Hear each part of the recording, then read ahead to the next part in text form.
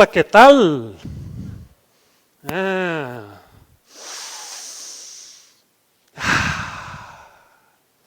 Qual é a natureza humana verdadeira? Coração batendo no peito, os pensamentos acontecendo e uma presença que é totalmente inata, default de fábrica, desde a tenra idade como um bebezinho até agora, muito antes da formação da personalidade, muito antes de você pensar quem você é. Um Homo sapiens, a wise human being, um macaco inteligente, como gosto de chamar. Qual é a natureza em comum de todos que estão aqui e todos que estão no planeta? Essa questão me puxava. E quando eu cheguei perto dos meus 30 anos, posso chamar assim de uma certa crise existencial, com 5 atividades profissionais, advogando, construindo um prédio, coordenando um curso de pós-graduação de 360 horas aulas, com bar e restaurante e uma loja de chocolates. O que mostra que a gente coloca aquela ideia de o nosso fazer tem que nos trazer um certo prazer. Mas nada disso me realizava e eu sentia uma inquietude por baixo disso. Seguia que estava seguindo um script social. Um get a life, get a job, get a big fucking television. Você está seguindo algo que está dentro da cultura, como se a realização fosse uma régua que a cultura coloca e não um estado de espírito interno. E daí nessa angústia, uns 2 anos de divã, bastante estudo de psicologia, de psicanálise, e de repente eu ouvi uma proposta inusitada. Ficar 4 dias, 4 noites, sem comer, nem beber, nem falar nada com ninguém, sozinho consigo mesmo, junto à natureza. Um desenho ancestral ameríndio, a busca de visão, a Vision Quest, onde eles tinham um know-how para colocar o ser humano em contato com a sua natureza mais profunda. Todos os medos vieram assim, na sensação já do corpo e na ansiedade que a mente colocava.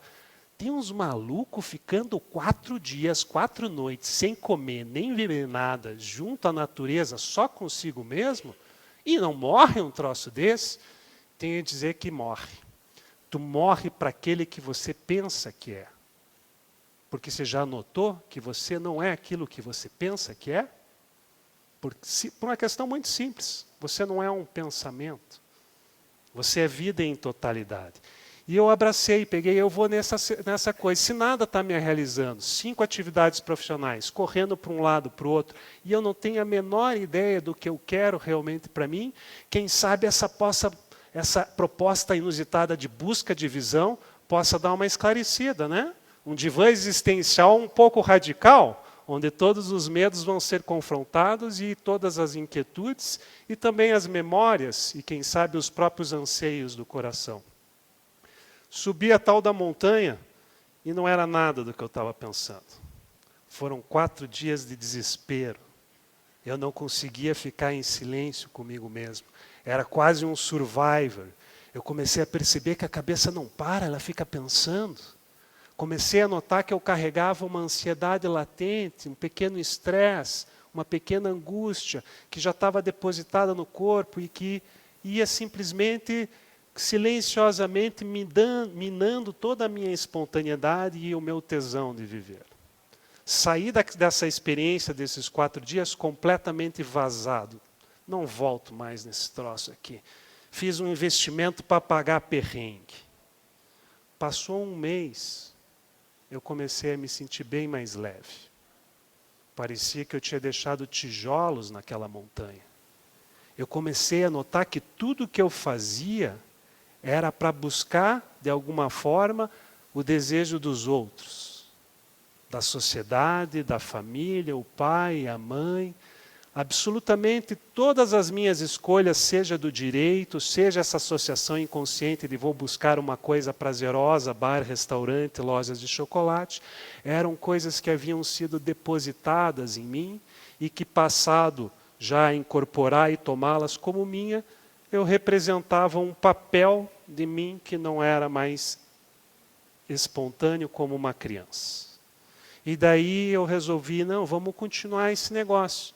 No segundo ano, você sobe para a mesma experiência para ficar 7 dias na montanha. No terceiro ano, sobe novamente para ficar 9 dias na montanha. E, finalmente, no quarto ano, para encerrar um ciclo de busca de visão, 13 dias consigo mesmo, junto à natureza, escutando os passarinhos cantar, escutando a grama crescer. Sempre os 4 dias primeiros você percebia até uma turbulência, porque você chega com o teu ritmo social, com o teu ritmo cultural, a cabeça lá a milhão. Os próprios animais, eu pude perceber, criam um afastamento de você, pensante, demasiadamente pensante. E no momento que você começa a se integrar naquela natureza, se entregar ao momento, o aquietamento vai surgindo, um silêncio vai aparecendo, eis que a própria natureza se aproxima de você. Tive a oportunidade nos meus 9 dias de simplesmente assistir em contemplação um beija-flor voar e pousar no meu ombro. Desde então, nunca tive mais a questão de carregar uma ansiedade dentro de mim, por um simples fato. Essa tecnologia ameríndia me possibilitou ouvir a mim mesmo. Com todas as formas culturalmente aprendidas para a investigação da minha própria natureza, de quem eu era de fato, não me silenciavam a ponto de eu escutar isto. Eu estava vivendo a partir disto, da cabeça. E fui buscar na antropologia a linguagem para dar conta dessa experiência, a busca de visão, temascal, dança do sol, cerimônia de medicina, fizeram parte da minha pesquisa de campo e da minha investigação antropológica. Participando do festival Iauanauá-Tanda com os índios lá na região acreana da Amazônia, pude também sentir de perto uma outra perspectiva existencial da natureza de quem somos.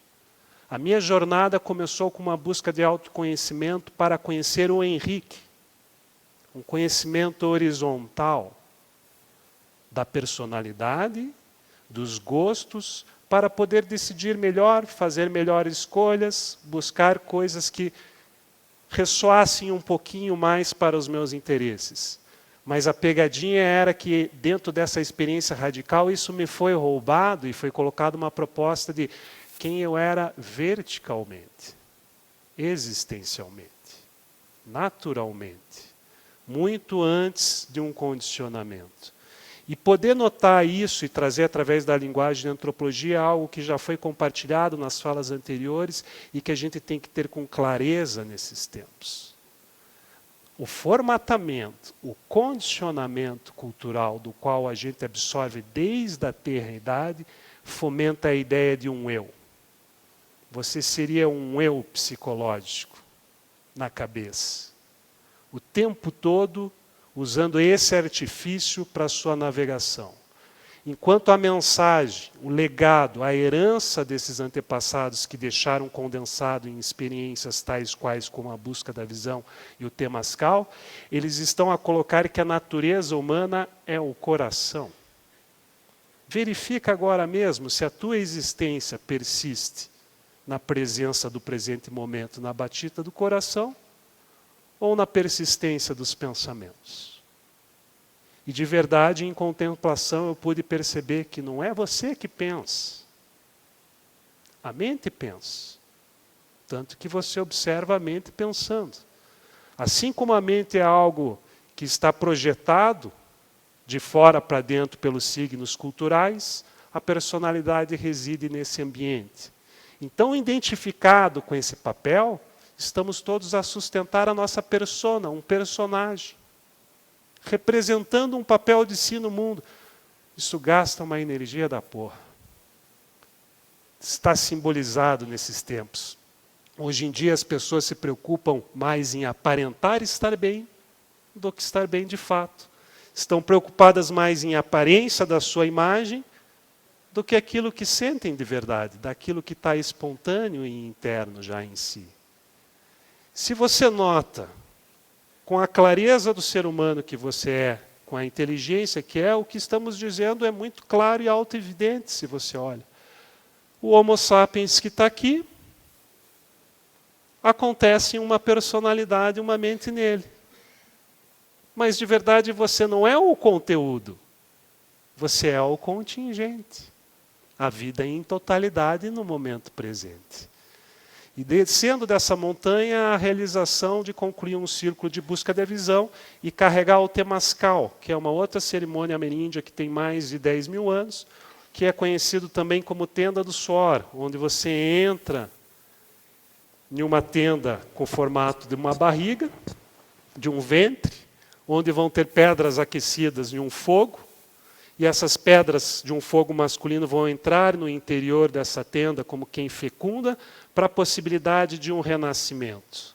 E nessa experiência poder sentir a natureza em comum dos seres humanos. Porque nota, a persona, o ser social, o eu com o seu condicionamento tem os seus espaços. O germânico tem o dele, o japonês, o americano. Você não conversa com uma pessoa muito próxima, muito distante, dependendo do condicionamento culturalmente aprendido. Mas qual é o espaço do ser humano? Estar totalmente hermanado, emparentado, abraçado, sentindo completamente igual, completamente a mesma coisa que anima o olho do lado de cá, que olha para aí, é a mesma coisa que anima o olho de lá, olhando para o lado de cá. A natureza é a mesma. Confúcio já professava 400 anos antes de Cristo. A natureza dos homens é a mesma. O que os distingue são os seus hábitos. Vem um cidadão, Roy Wagner, que é um mestre da antropologia reversa, e ele vem e diz o seguinte: o homem é o xamã dos seus significados. Você está o tempo todo construindo o teu sentido de mundo. Nessa experiência da montanha, eu percebi que a vida em si é inalcançável de significação, mas nem por isso deixa a abertura que você dê o significado, o sentido da própria realização desde dentro e não com a régua dos outros. Afinal, realização para um e para outro pode variar. Você usa isso com qual régua? Dos outros ou a da voz do seu próprio coração? Enfim, essa tecnologia ameríndia da busca de visão, eles têm algo como um plantio de seres humanos. Eles plantam gente para colher gente. Um pouquinho mais humana e melhorada no sentido de ouvir a verdade daquilo que próprio sente, desde antes de comprar a verdade do mundo fora de você. Então, poeticamente, num estudo antropológico, o que a gente aponta, que está implícito nisso, é plantar o coração na natureza para colher a natureza do coração. Isso, para mim, é a expressão da realização, que é um estado de espírito interno, indizível, não mensurável. Você ser sincero e íntegro com o teu próprio existir. E não é verdade? Se a gente analisa esses tempos, está todo mundo se sentindo dividindo. A cabeça pensa uma coisa, o coração sente outra e tu está em briga. Está parecendo que o corpo quer falar uma coisa, mas o teu conteúdo pensamental já se impõe e diz outras coisas na frente. Então veja, o que a gente está dizendo é muito simples. Quando criança, como foi dito aqui, tu era esse amor, essa expressão, essa sinceridade, e que está aí, nunca deixou de ser. E como adultos, um pouquinho adulterado, um pouquinho condicionado, congestionado, a gente começa a carregar um mundo que de repente não realiza aquela voz interna. Se tem algo que eu trago aqui como uma possibilidade concreta, tangível, para qualquer um que está assistindo agora, é a simplicidade de se voltar para dentro. Ouvir a voz de dentro é ouvir a si mesmo. Quando você ouve a si mesmo, o reconhecimento dos talentos, dons inatos, e a possibilidade de ofertar isso para o mundo e poder compartilhar a verdadeira voz do seu coração. Participar dessa sinfonia da vida, tocando a própria música, sem se preocupar com a música do outro, pois a música final é a mesma. E bem simples. Já dizia Sócrates lá atrás, o segredo para a plenitude é compartilhar. E a minha alegria é compartilhar essa trajetória um pouquinho mesmo que rapidamente com vocês. Muito obrigado.